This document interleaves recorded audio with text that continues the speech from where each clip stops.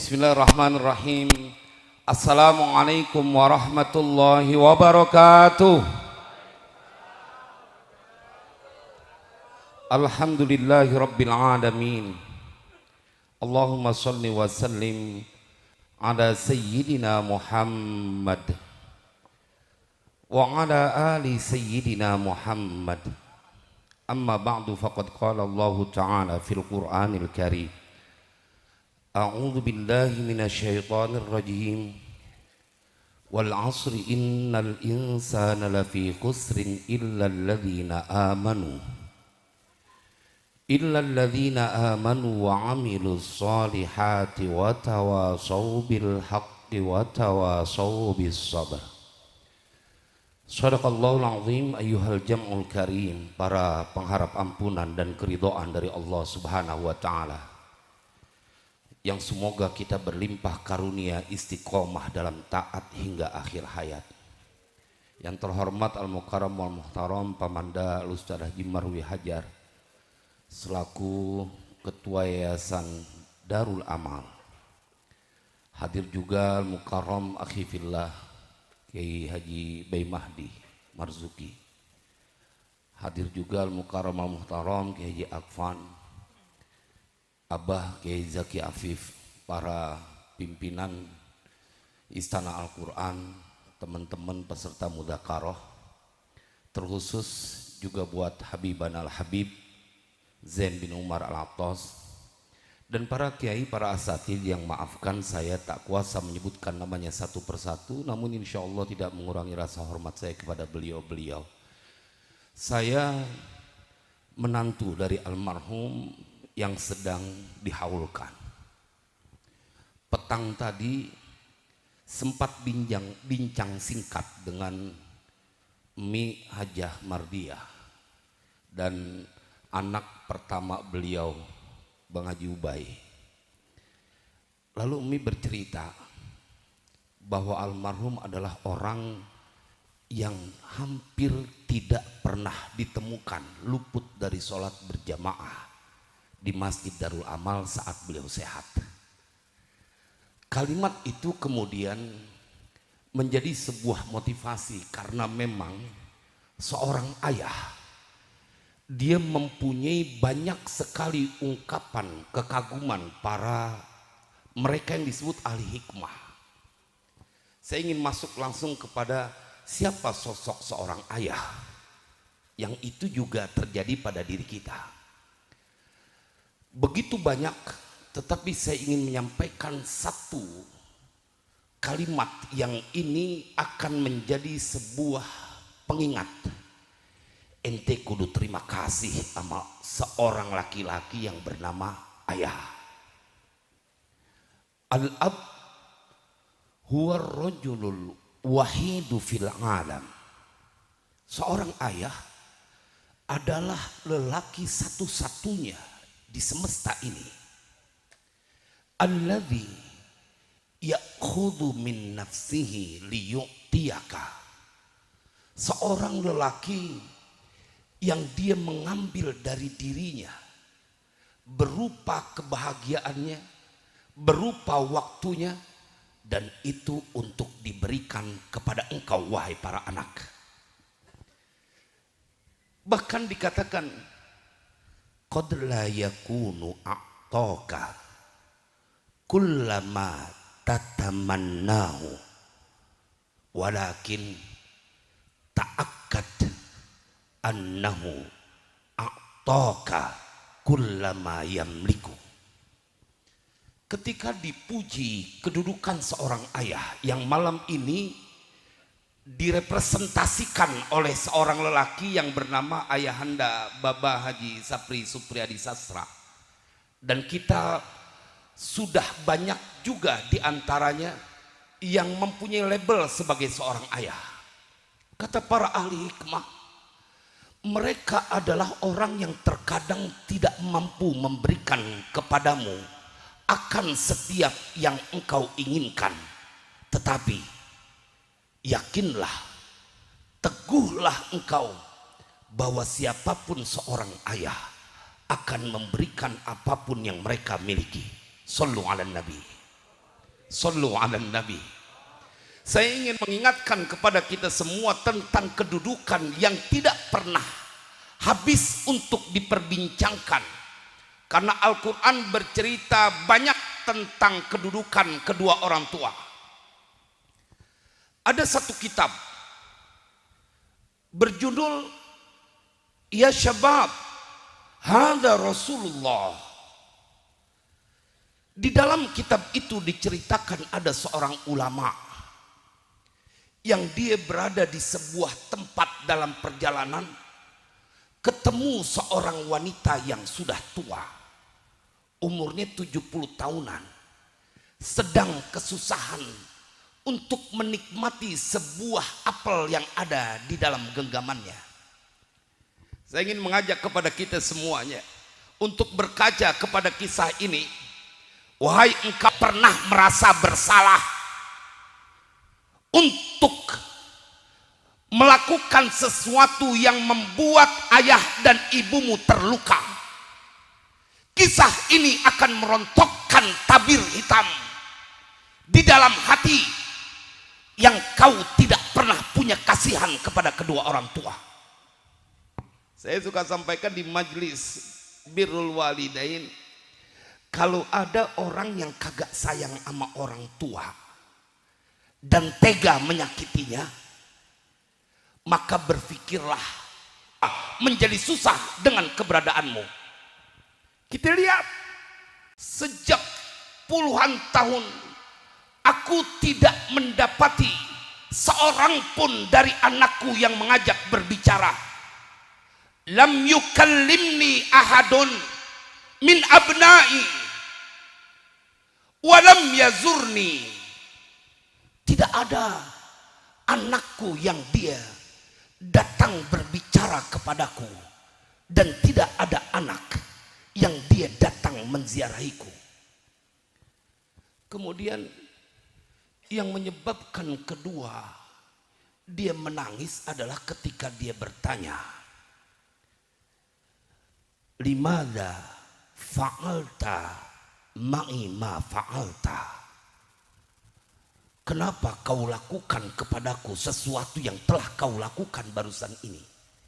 Kalau bahasa kitanya, ente kenapa pakai ngurusin ini apel dipotong-potong lalu memberikan kepadaku sekedar memudahkan aku untuk memakannya? Jemaah sekalian berbahagia, apa yang kemudian dijawab oleh lelaki itu? Amaroni dini bi ta'atil walidain. Telah memerintahkanku apa agamaku untuk taat kepada kedua orang tua. Wa'lami, dan ketahuilah olehku, fi baladi ta'ishu ummi ma'i fi manzili wahia bimithli umrik. Kata lelaki itu, yang membuat aku melakukan secara spontan ketika engkau kesusahan memakan buah apel ini, karena di kampungku aku punya seorang ibu yang hidup bersamaku, dan ibuku umurnya sama dengan engkau. Dia nggak sanggup ngelihat kesusahan pada wanita yang umurnya sama dengan umur ibunya, padahal bukan ibu kandungnya. Hati, kata Imam Ghazali, kalau udah terang dia akan selalu memberikan manfaat. Tetapi hati yang sudah gelap bahaya, kata Al-Quran, wa nadharuhum fi tughyanihim ya'mahun. Kami biarkan mereka terombang-ambing dalam kesesatan. Dibikin nikmat berbuat dosa. Jemaah, apa yang diceritakan? Ta'ishu kal malikah wa nahnu la nakhruju illa biizniha wa la na'kulu qabla an ta'kula. Allahu Akbar. Dia bilang, kami, yang dimaksud dalam kitab itu kami adalah aku dan anak-anakku, ana wa abnai la nakhruju illa biizniha. Kami nggak pernah keluar dari rumah kecuali kami minta izin kepada ibu saya. Wala na'kulu qabla an ta'kula, dan kami tidak makan sebelum ibuku memakan makanan yang kami konsumsi.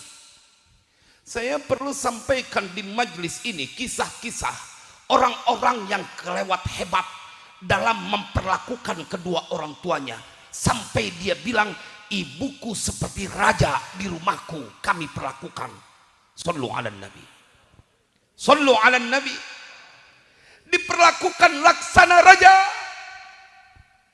Jamaah sekalian yang berbahagia, saya ingin mengingatkan usikum wa nafsi bitaqwallah, bahwa kita bukan hanya mempunyai seorang ayah dan ibu, tetapi kita juga punya anak-anak yang mereka akan merekam jejak bagaimana kita memperlakukan kedua orang tua. Siaplah bersimbah darah saat kau tak pernah berhenti menggores luka di dalam hati orang-orang yang Allah puji di dalam Al-Quran dan menjadi penentu kebahagiaan di dunia dan di akhirat nanti. Jemaah, ini yang disampaikan oleh baginda Rasulullah Sallallahu Alaihi Wasallam. Kita perlu bukti bagian akhir. Kita perlu bukti. Seminggu yang lalu saya menghadiri walimatun nikah. Seorang kiai yang kebetulan diundang di situ juga bercerita malam hari.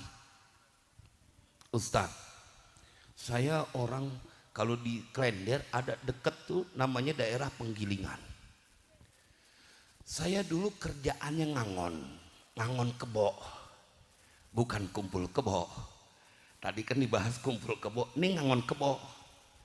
Kalau kita yang duluan lahir di era 70-an ngerasain tuh yang namanya ngangon kebo.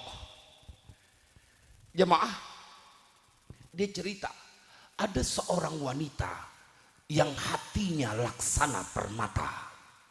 Setiap kali kita ngangon, masih kecil, masih umur belasan, kita lewat ke rumah orang itu untuk menuju bulakan di mana kita ngangon kebo. Dia cerita, itu wanita selalu manggil, "Tong, lu udah pada sarapan apa belum?" Dulu amanya Arab rada tabu kita, orang makan susah. Ada yang nawarin, nyaut, "Belum, cing," karena memang kejauhan umurnya, maka memanggilnya encing. Itulah akhlak yang ditanamkan oleh orang tua kita. Ente boleh nggak kenal, tapi kalau ngelihat tuaan, panggil yang pantas, encing. Kagak, udah sama orang tua, begitu dia punya kalimat tidak pernah keluar kecuali melukai hati. Jemaah, dia cerita nih, dibagi makanan sama temen-temennya, nyarap nasi goreng. Anak kecil siapa juga akan sama, bukan yang kecil doang, yang tua juga begitu. Kalau ngelihat ada orang dermawan, bawaannya udah resep. Besok Ustaz, saya lewat situ lagi, ditawarin lagi. Saya lewat lagi esoknya, ditawarin lagi. Emang kita udah ngancam, nih lewat sini pasti ditegor, diajak atau ditawarin makan. Satu waktu Ustadz, ini kisah nyata, saya pertanggungjawabkan ini karena yang bercerita yang melakukannya. Begitu satu waktu dia lewat, nggak ada yang menawarkan makan. Wanita berhati permata itu tak kunjung tampak dalam pandangan. Dia cari, gelisah. Ini kiai ini yang cerita, pengalaman beliau masih kecil. Saya kemudian semakin tertarik dengan kisahnya ketika dia bilang, "Ustadz, ternyata wanita itu mati gantung diri." Wah, unik nih. Orang dermawan matinya kok bisa gantung diri. Dalam kaidah nggak boleh ketemu nih orang yang berbuat baik, apalagi orang yang demen sedekah, dia nggak boleh mati su'ul khotimah, nggak boleh. Orang yang demen sedekah nggak boleh mati su'ul khotimah. Sama ketika almarhum Bapak bahkan setelah mati tidak berhenti bersedekah, lahirlah anak-anaknya yang tidak pernah berhitung dengan rupiah, kemudian bersama untuk menggelar ini acara. Mereka tidak berhitung itu rupiah yang mereka keluarkan karena mereka tahu ini duit Baba. Jangan kata duitnya, badan kita milik Baba. Jangan kata harta yang kau dapatkan, kau punya jasad. Anta wa maluka li abika. Ente dan badan ente milik ayah ente. Makanya bersyukur nih Bang Ubed beserta saudara-saudaranya. Saya memang bilang sama beliau, saya bilang sama istri saya, kalau abang mantu support, siap ngikutin bagaimana kebijakan yang ada. Jemaah, saya ingin lanjutkan cerita itu. Nggak boleh ketemu nih wanita demen sedekah matinya gantung diri. Oh, begitu diusut-usut, ternyata dia punya saudara laki-laki yang dia hartanya udah mau habis. Hasad, dengki. Kan kalau orang dengki kagak boleh ngeliat orang dapat karunia, hatinya udah mendidih. Betul kagak? Kagak mungkin dengki sama orang miskin, dengki sama orang yang dapat karunia. Mendidih dia punya hati. Ini abangnya kebunnya udah tinggal dikit. Dia cuman punya 2 saudara. Dia dan adiknya, 2 bersaudara maksudnya. Dia dan adik perempuannya. Adik perempuannya, kebunnya, sawahnya sampai ngablak-ngablak. Dan dia nggak punya anak. Dia nggak punya keturunan. Ini jemaah. Kemudian dia mempunyai makar. Dia sewa orang untuk membunuh ini adik perempuannya. Satu kandung tuh. Jadi kalau ada orang yang satu kandung pembusuhan, kagak aneh, pasti ada salah satu dari mereka yang punya hati dengki. Nggak mungkin nggak.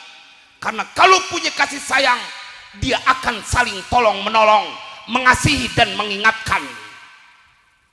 Nggak bisa dinafikan.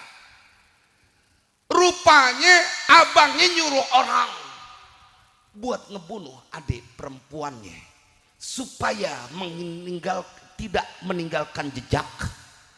Dia bikin kesannya kayak orang gantung diri. Secara akal dan dalil nas nggak ketemu orang yang dermawan kudu matinya husnul khotimah. Kudu husnul khotimah. Jemaah, diselidiki, ternyata dia punya abang pengen menguasai harta adiknya. Padahal itu adik kandungnya. Satu perut, cuman beda tahun nempatinnya. Karena bukan kembar. Kalau kembar kan satu masa, satu tempat, satu masa. Tapi satu perut, satu rahim. Tetapi yang menjadi tanda tanya, ini orang alim, Kiai Mahdi. Sampai maaf ya, tadi yang penceramah kita, Abah Zaki Afif, beliau mutakharrij min Jamiat Khair. Dan ini lelaki, ternyata orang yang alim. Dia punya ilmu dah kalau nggak dibilang alim, karena orang alim kan yang mengamalkan ilmunya. Dia punya ilmu. Orang alim man amila bi ilmi. Ternyata punya hasad yang kelewat gede kepada adik kandungnya, sampai berkonspirasi membunuh adiknya. Hilang dia punya kasih sayang. Itu bahaya penyakit hasad. Dia lupa masa-masa kecil bersama Dia lupa binnya sama, bintiknya sama. Tapi kedengkian akan mengobarkan amarah yang tidak pernah ada obatnya. Sampai dia mati. Karena ujung-ujungnya ini orang mati ketabrak di rel stasiun Pondokopi. Udah dibilangin, inti jangan lewat situ, ada kereta mau lewat. Dia bilang, kereta punya mata, masa gua ditabrak gua lewat. Coba itu. Matinya su'ul khotimah. Oh, kenapa nih dia punya ilmu tapi ilmunya nggak manfaat? Bisa lah dia ilmu sorof, ilmu nahu bisa lah. Tapi kan kalau nggak manfaat berabe. Dia hatamlah Fathul Qorib, dia hatamlah Fathul Mu'in, atau mungkin i'anah hasyiahnya. Tapi kalau nggak manfaat kan nggak bisa membawa keuntungan buat yang mempelajarinya. Begitu ditanya, kenapa nih orang bisa mati hina dan bisa dengki kayak begitu? Ini dia intinya.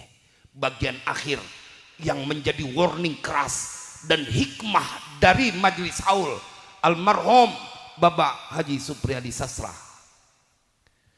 Ketika ada seorang temannya berkata, Ustadz, kenapa hatinya menjadi gelap? Kenapa hidayah tidak masuk? Kenapa dia begitu tidak bisa membedakan mana yang benar, mana yang salah? Karena satu waktu Ustadz, ini ceritanya. Satu waktu ini orang mau ke pasar. Ada ibunya yang geroin. Tahu yang geroin? Manggil dari kejauhan. Kan kalau manggil dari dekat namanya bisikin. Digeroin. Fulan, wahai anakku, mau kemana engkau?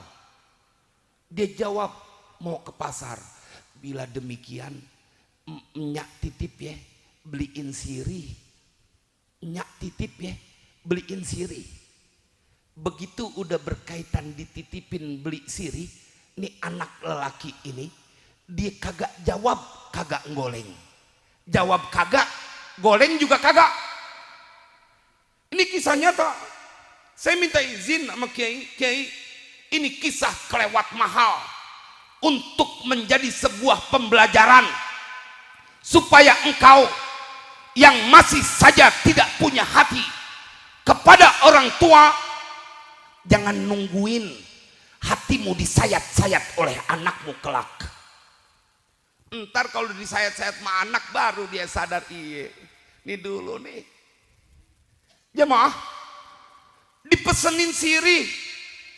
Berapa mahalnya tuh sirih? Dia nyaut kagak, dia goleng kagak. Begitu dia pulang dari pasar, nyaknya masih husnuzon, berbaik sangka. Dia ngomong lagi, wahai anakku, sirihnya ada? Nyaut kagak, goleng kagak. Dia pergi melewati ibunya begitu saja. Ibunya masuk ke dalam rumah dalam keadaan bersedih. Tuh yang membuat akhirnya hatinya gelap sampai tega membunuh adiknya dan mati dalam keadaan hina. Naudzubillah. Jemaah, kisah ini valid karena tukang yang disuruh buat ngegantung adiknya sampai waya gini masih hidup. Tapi maaf, dia punya mata sebelah udah busuk. Busuk.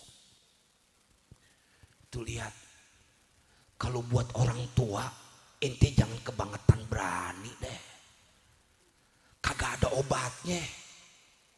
Biar kata ente pinter, dibikin gelap ente punya hati. Setiap hari kau dalam kesusahan. Maka dari mimbar ini saya ingin memberikan kabar gembira. Siapapun engkau yang melukis senyuman pada wajah ibu dan ayahmu, ketahuilah, begitulah yang akan anak-anakmu lakukan kelak terhadap dirimu. Dan berlaku sebaliknya, bila tak pernah bosan kau berhenti tidak mau segera berhenti untuk melukai hati seorang wanita ataupun seorang ayah yang mencintaimu, tidak pernah berharap balas, ketahuilah kau akan mendapatkan perlakuan yang sama atau bahkan melebihinya. Maka almarhum al-maghfurlah, tadi kita diskusi panjang. Ya Allah, haul nggak nyangka yang datang banyak banget. Allah gerakin hati para jamaah untuk terlibat mendoakan kami punya babah. Dipilih. Dan ini adalah sebagai karunia dan sebagai pembuktian bahwa Allah yarham Baba Haji Supriyadi Sastra bin Haji Romli adalah seorang lelaki yang kelewat apik untuk menjalin hubungan antara makhluk dengan sang Khalik. Semoga manfaat. Wassalamualaikum warahmatullahi wabarakatuh.